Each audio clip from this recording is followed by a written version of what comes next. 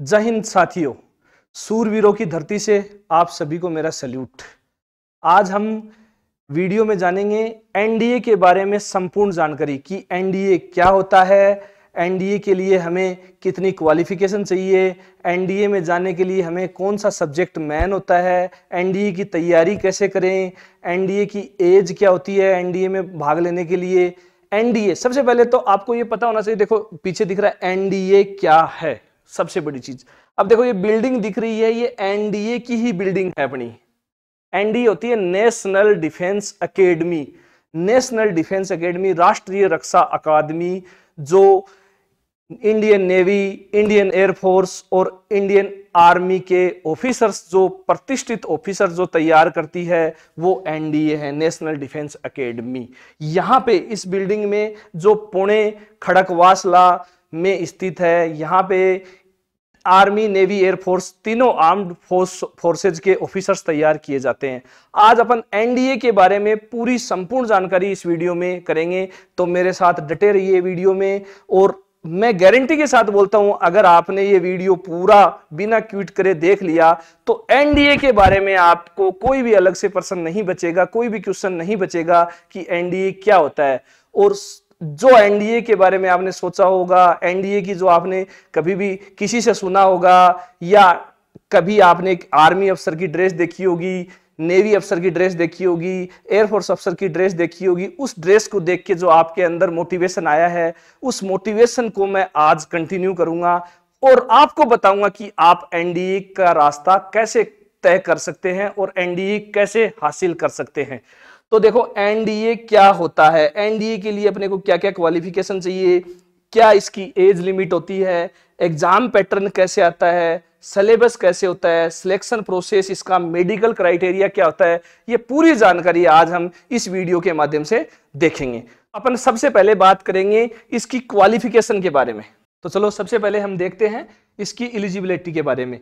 देखो आपको सब कुछ क्लियर दिखाई दे रहा है, 12th पास विद अपीयरिंग। अगर आप 12th में हो तो भी इस एग्जाम में बैठ सकते हो, और आपने 12th पास कर ली है तो आप एग्जाम दे सकते हो। इसमें 12th पास के लिए अपीयरिंग का तो क्या होता है कि जैसे आप 12th क्लास में अभी हो और आप एज क्राइटेरिया के अंदर आते हो, एज के बारे में भी अपन आगे डिस्कस करेंगे, लेकिन अपीयरिंग के साथ आप एग्जाम दे सकते हो। इसमें कोई 12th का डॉक्यूमेंट नहीं मांगा जाता है कि आपके 12th में कितने परसेंटेज है उसे, लेकिन आपको सिलेक्शन के लिए, जब आपका सिलेक्शन होगा, आपकी ज्वाइनिंग आएगी, तो आप 12th पास होने जरूरी हो।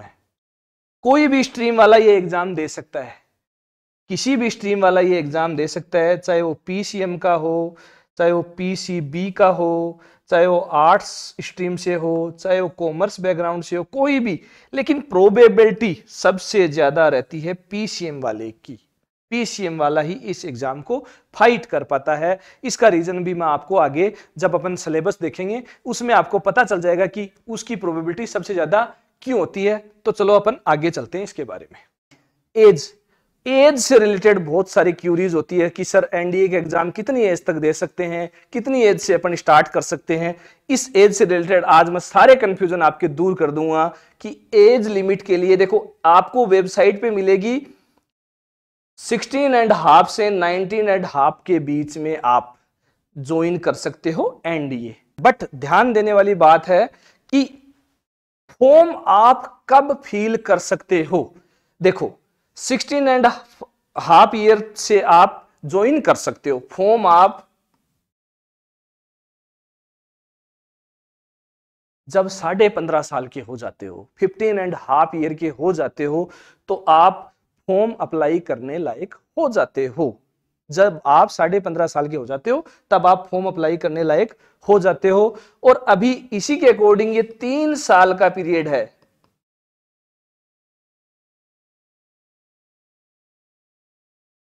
साढ़े 18 साल तक आप फॉर्म अप्लाई कर सकते हो। ये ज्वाइनिंग की डेटें हैं, ये ज्वाइनिंग की डेटें हैं। आपका 1 साल का प्रोसेस होता है। मान लो आपने 15.5 साल की उम्र में फॉर्म भरा, फॉर्म भरते भरते आपको पूरा एग्जाम दिया, आपने एसएसबी दिया, एसएसबी देने के बाद में आपकी ज्वाइनिंग आई, तो ये 16.5 साल है, वो आपकी ज्वाइनिंग की डेट होती है, ना कि फॉर्म भरने की डेट होती है। ये 19.5 साल आपकी ज्वाइनिंग की डेट है, ना कि फॉर्म भरने की डेट है। तो आप फॉर्म भरने के लिए आपको मिनिमम 15.5 साल का होना जरूरी है और 18.5 साल का मैक्सिमम होना जरूरी है। इसके बाद में आप फॉर्म अप्लाई नहीं कर सकते हो। तो समझ में आई बात कि फॉर्म एज लिमिट इसमें क्या है, सबसे बड़ी चीज। ओके, अब अपन नेक्स्ट चलते हैं। इसका एग्जाम पैटर्न क्या आता है? एग्जाम पैटर्न देखो, एग्जाम इसका होता है, अपने को पता है यूपीएससी इसका एग्जाम कंडक्ट कराती है। आपने आईएएस का नाम सुना होगा, आपने आईपीएस का नाम सुना होगा, बहुत सारी बड़ी एग्जाम है जो इंडिया में जो यूपीएससी कंडक्ट कराती है। वैसे ही यह भी एग्जाम जो है एनडीए की, वो यूपीएससी ही कंडक्ट कराती है। एग्जाम पैटर्न, एग्जाम से रिलेटेड मैंने आपको पहले भी बता दिया है कि साल में 2 बार एग्जाम होता है, एक अप्रैल में होता है और एक सितंबर में होता है। इसके फॉर्म 2.5-3 महीने पहले निकल जाते हैं। अप्रैल वाले के फॉर्म जनवरी लास्ट में निकल जाते हैं और सितंबर वाले के फॉर्म अप्रैल मई के आसपास, मई जून के आसपास निकल जाते हैं। तो एग्जाम पैटर्न, ये ऑफलाइन एग्जाम होता है बेटा, सबसे बड़ी चीज है ये ऑफलाइन एग्जाम होता है। आपको 2.5 घंटे के 2 एग्जाम देने पड़ते हैं, 2.5 घंटे के 2 एग्जाम देने पड़ते हैं। हर, जैसे मान लो अप्रैल में एग्जाम होना था, अप्रैल के किसी भी संडे को एग्जाम हो सकता है, अप्रैल के किसी भी संडे को एग्जाम हो सकता है। और एग्जाम स्टार्ट अपना होता है 10 बजे से, 10 बजे से एग्जाम स्टार्ट होता है। 10 से लेके 12:30 बजे तक अपना पहला पेपर चलता है। फिर 1.5 घंटे का अपने को रेस्ट मिलता है। फिर 2 से लेके 4:30 बजे तक अपना सेकंड पेपर चलता है। पहला पेपर जैसे अपने को मैथ्स का होता है, दूसरा पेपर अपना गेट का होता है, जनरल एबिलिटी टेस्ट का होता है, जो यूपीएससी कंडक्ट कराती है। क्लियर हो गया? ये एग्जाम कौन कंडक्ट करवाती है? यूपीएससी कंडक्ट करवाती है। रिटन एग्जाम कैसे होता है? ऑफलाइन होता है। रिटन एग्जाम कैसे होता है? ऑफलाइन होता है। क्लियर? ओके, अब अपन आगे चलते हैं। देखो इसके सिलेबस के बारे में, मैंने आपको पेपर के बारे में अभी थोड़ी देर पहले बताया कि 2 पेपर होते हैं इसके। कितने होते हैं? 2 पेपर होते हैं। एक तो पेपर होता है मैथ्स का, एक तो पेपर होता है मैथ्स का, और दूसरा पेपर होता है गेट का। फर्स्ट पेपर किसका होता है? मैथ्स का। दूसरा पेपर होता है गेट का, general ability test.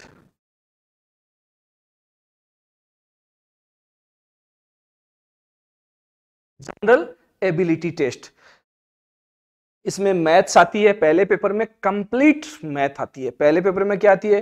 Complete math आती है। सेकंड पेपर में ये पूरा सिलेबस आता है, पूरे आपके सब्जेक्ट्स, जिसमें फिजिक्स कवर कर लेता है, बायो कवर कर लेता है, जीके कवर कर लेता है, इंग्लिश कवर कर लेता है, केमिस्ट्री कवर कर लेता है, साइंस कवर कर लेता है।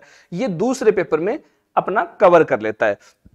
तो इसी प्रकार से अपना जो सिलेबस है वो ये रहेगा। आपको एनडीए क्लियर करने के लिए सबसे मेन रहेगा मैथ सब्जेक्ट, ये सबसे मेन रहेगा मैथ सब्जेक्ट। ये भी क्यों रहेगा मैं आगे स्क्रीन में बताऊंगा, आपको आगे वीडियो में बताऊंगा।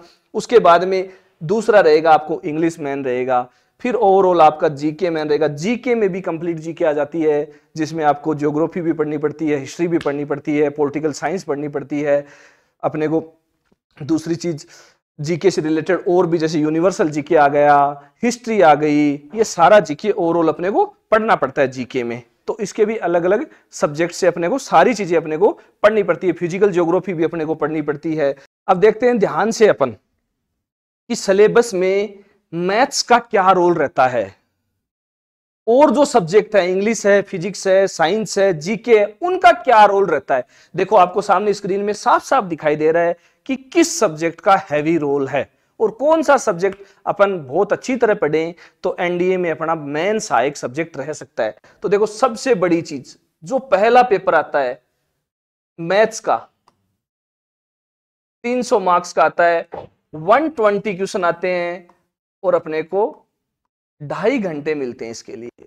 देखो मैन, जो पहला पेपर अपना 10 बजे से स्टार्ट होता है उसमें पूरा मैथ्स आता है। मैथ्स भी आपको 11th-12th एनसीईआरटी बेस्ड मैथ्स आपको मिलती है। तभी मैंने आपको बोला था ना कि हर स्ट्रीम वाला फॉर्म भर सकता है, बट जिसके मेन पीसीएम है, फिजिक्स केमिस्ट्री मैथ है, वही एनडीए क्वालिफाई कर सकता है। तो इससे थोड़ा सा ये भी पता चल रहा है कि अपने मैथ्स नहीं है तो अपन एनडीए क्वालिफाई, बहुत इम्पॉसिबल तो नहीं बोल सकते लेकिन पॉसिबल कम हो जाता है एनडीए क्वालिफाई। उसके लिए अपने को मैथ्स पढ़ना पड़ता है, उसके लिए अपने को वापस एक्स्ट्रा फिजिक्स पढ़ना पड़ता है, अपने को बायो पढ़नी पड़ती है, केमिस्ट्री पढ़नी पड़ती है। तो साइंस स्ट्रीम अगर अपने पास नहीं है, अपने पास आर्ट्स स्ट्रीम है, तो अपने पास ये सारे सब्जेक्ट अपने को वापस पढ़ने पड़ते हैं। और सबसे बड़ी चीज, एज क्राइटेरिया में अपने पास मान लो 2 अटेम्प्ट बचे हैं तो फिर अपन क्लियर नहीं कर पाते हैं। कोई यूनिक बच्चा होता है वो कर लेता है, कोई बात नहीं, जिसके आर्ट्स के साथ मैथ सब्जेक्ट है तो उसके लिए बहुत बेनिफिशियरी, क्योंकि उसकी जीके में भी मदद मिलती है और उसके पास मैथ सब्जेक्ट ऑलरेडी है तो मैथ्स उसका कवर हो जाएगा। तो सबसे बड़ी जिसकी आर्ट्स के साथ मैथ है वो बेस्ट है, तैयारी के लिए अपन कर सकते हैं। बट जो बच्चा कॉमर्स बैकग्राउंड से है, जो बच्चा पूरा पीसीबी बैकग्राउंड से, जिसकी बायो है, फिजिक्स केमिस्ट्री बायो है, वो इसके लिए क्वालिफाई नहीं कर सकता है। तो देखो अपना मेन हीरो सब्जेक्ट क्या हो सकता है? हीरो सब्जेक्ट अपने को मैथ को मानना पड़ेगा। क्यों? क्योंकि ये पहला पेपर पूरा मैथ्स का ही आता है। सबसे बड़ी चीज, पूरा पेपर मैथ्स का आता है ये पहला। इसमें 11th 12th बेस की पूरी मैथ आती है, तो अपने को मैथ्स को क्लियर करना, उसके कंसेप्ट क्लियर करना, 11th 12th बेस पूरा क्लियर करना जरूरी होता है। और पासिंग मार्क्स एसएसबी के लिए क्वालिफाई करने के लिए अपने को पासिंग मार्क्स कितने चाहिए? 25%। मतलब 300 में से अपने को 75, 300 में से 75 नंबर आने जरूरी हैं, तभी अपन सेकंड पेपर के लिए क्वालिफाई होते हैं।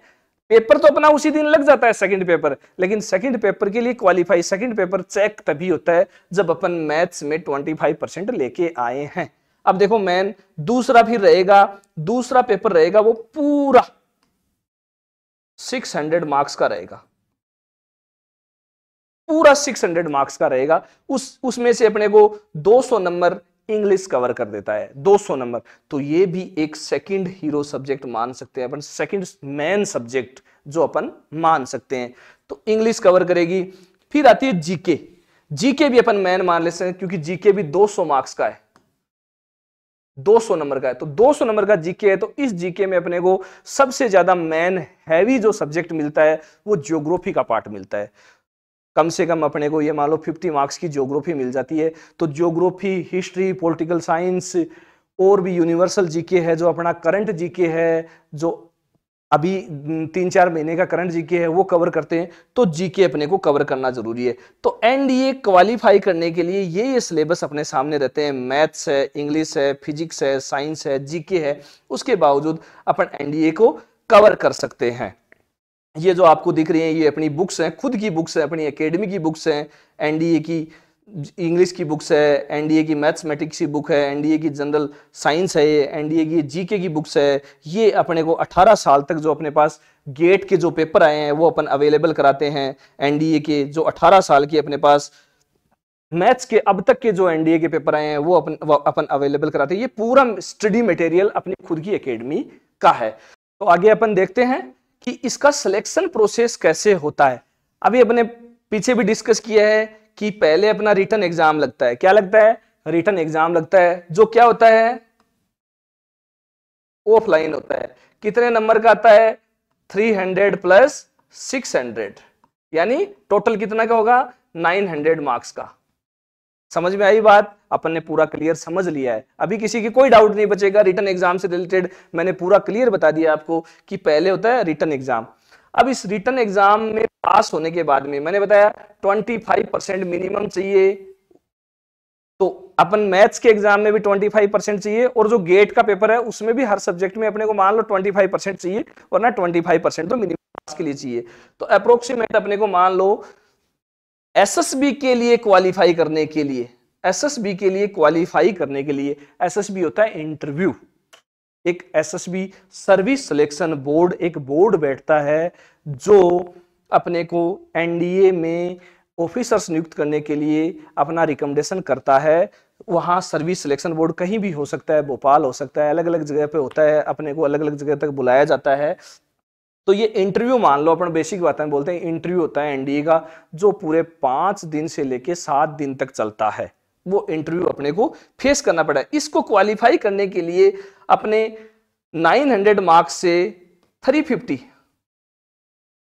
मार्क्स, 350 मार्क्स अपने को कम से कम आने चाहिए, तभी अपन इसको क्वालिफाई कर पाएंगे। वरना मोस्ट ऑफ, वैसे तो कभी कभी 300 में हो जाता है, 320 में भी हो जाता है, लेकिन अपने को मान के चलो कि 350 नंबर अपने को 900 में से आने चाहिए, तभी अपन एनडीए क्वालिफाई कर पाते हैं। सबसे बड़ी चीज अब ये एसएसबी, ये इंटरव्यू होता है, ये पूरा मैंने बताया आपको 5 से 7 दिन के लिए चलता है। इसका भी एक अलग से वीडियो बनाना पड़ता है कि आपको क्या करता है। मोस्ट ऑफ ये आपको आपकी जनरल एबिलिटी, आपकी ऑफिसर लाइक क्वालिटीज देखने के लिए, आपकी मेंटल एबिलिटी देखने के लिए, आपकी रीजनिंग एबिलिटी देखने के लिए ये एक इंटरव्यू कंडक्ट करा जाता है। एक बोर्ड बैठता है जिसमें 3 अफसर बैठते हैं, एक होता है जिसमें साइकोलॉजिस्ट होता है, एक होता है इंटरव्यूअर होता है, एक होता है वो अपना ग्राउंड टास्क अफसर होता है। ये 3 अफसर बैठते हैं, ये अलग अलग अपनी टास्क करवाते हैं, पर्सनल इंटरव्यू लेते हैं, स्क्रीनिंग करते हैं। साइकोलॉजिस्ट आपकी साइकोलॉजी चेक करते हैं। अलग अलग फिजिकल टास्क भी होती हैं वहां पे, ऑब्स्टेकल टास्क भी होती हैं, तो वो सारी चेक की जाती हैं।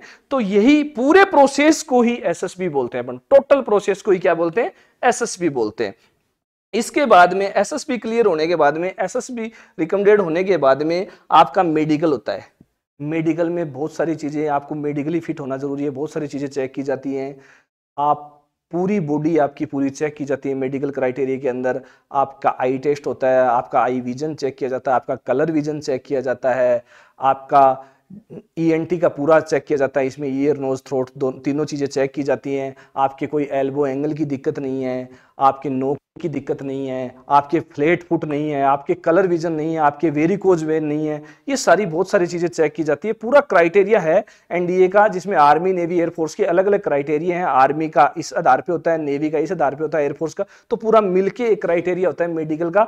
और वो वेबसाइट पे भी डाल रखा है कि कैसे इसका मेडिकल क्राइटेरिया है और कैसे अपन चेक करते हैं और कैसे अपन फिट करते हैं। उसका मेडिकल क्राइटेरिया, मेडिकल फिट होने के बाद में फिजिकल क्राइटेरिया भी, फिजिकल फिटनेस भी साथ में होती है, जिसमें थोड़ी रनिंग होती है, जिसमें कुछ पुशअप्स होती हैं, कुछ ऑब्स्टेकल्स होते हैं जो अपने को पार करने पड़ते हैं, बैरियर्स होते हैं जो अपने को पार करने पड़ते हैं। वो भी सारी चीजें अपन वहां चेक की जाएगी।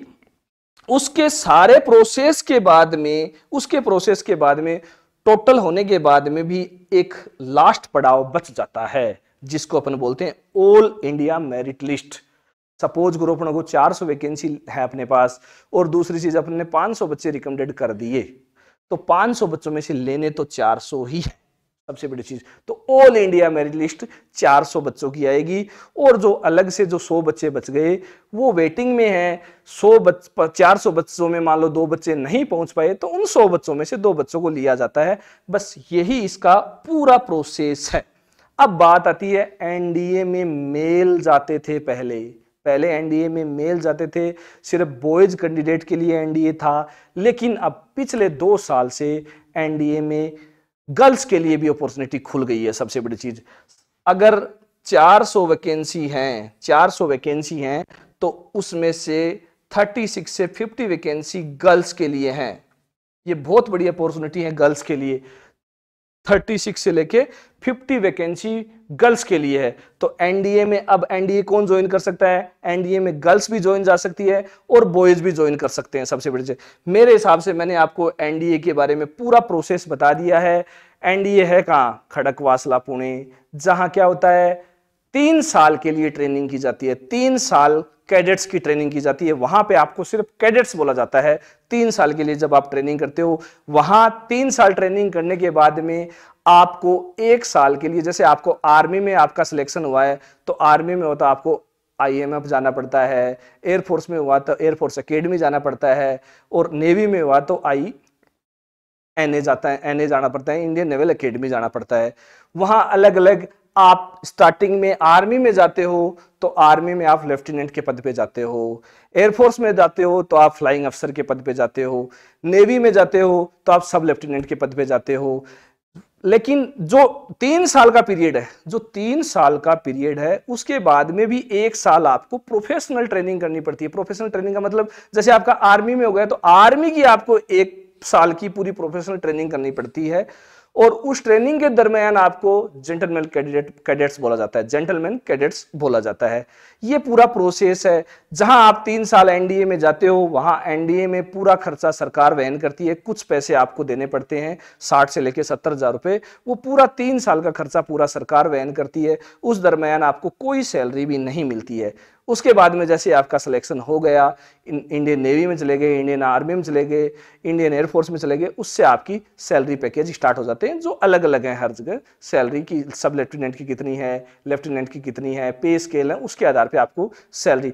तो ये एक कुछ लोगों के लिए ड्रीम है, कुछ लोगों के लिए जज्बा है, कुछ लोगों के लिए ये एक विजन है। मैं कहता हूं एनडीए में कौन जाना चाहता है? एनडीए में वो जाएगा जिसमें मेन तो जज्बा है, जिसको वो वर्दी पहननी है, जिसको देश की रक्षा करनी है, वो एनडीए में जाएगा। सबसे बड़ी चीज तभी एनडीए ऐसे सोच, आप अगर आपने ये सोच भी लिया कि मुझे एनडीए में जाना है, तो मैं आपको गारंटी के साथ बताता हूं कि आप उन 1% लोगों में से हो जो 99% लोग सोचते भी नहीं है कि एनडीए में जाना है, मुझे फौज की वर्दी पहननी है। तो आप 1% लोगों में पहले ही शामिल हो चुके हो कि आपको एनडीए में जाना है। तो यही मैं सैल्यूट मारता हूं इस बात को, इस आपको जज्बे को ही, कि आपने ये ठान लिया कि मुझे एनडीए में जाना है। सबसे बड़ी चीज तो तैयारी के लिए स्क्रीन पे लिखे नंबर आपको दिखाई दे रहे हैं, ये पूरा कैंपस आपको दिखाई दे रहा है। सूरवीर डिफेंस एकेडमी जो तैयारी करवाती है 9th क्लास से ही।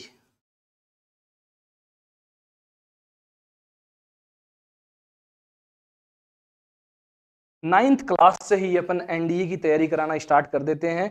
9th क्लास में अपन स्कूलिंग के साथ, ये पूरा कैंपस है, इसी कैंपस में अपना सीबीएसई बोर्ड का स्कूल है, इसी कैंपस में अपना डिफेंस एकेडमी चलता है। ये दुनिया का एकमात्र ऐसा कैंपस है जहां पे स्कूल के साथ एनडीए की तैयारी करवाई जाती है, वरना मोस्ट ऑफ डमी स्कूलें रखते हैं, डमी तैयारियां करवाते हैं। ये एक कैंपस ऐसा है इंडिया का एकमात्र जहां स्कूल के, इसी कैंपस में स्कूल है, इसी कैंपस में अपन डिफेंस एकेडमी की तैयारी कर पाते हैं, जिसमें बॉयज एंड गर्ल्स के लिए सेपरेट हॉस्टल अवेलेबल है। इसी कैंपस में हॉस्टल है, इसी कैंपस में 18 प्रकार की स्पोर्ट्स अवेलेबल है, जिसमें स्विमिंग पूल है, जिसमें आर्चरी है, जिसमें शूटिंग है, जिसमें वॉलीबॉल, क्रिकेट, खुद की अपनी क्रिकेट एकेडमी है। यहाँ पे ऐसे गेम्स भी आपको साथ में अवेलेबल मिलेंगे। तो सबसे बड़ी चीज, अगर आपने ये चीज ठान ली है कि हमें एनडीए ज्वाइन करना है, तो आप सूरवीरों की धरती पे, सूरवीर के इस कैंपस में आ सकते हैं और अपना एडमिशन करवा सकते हैं। ओके, जय हिंद।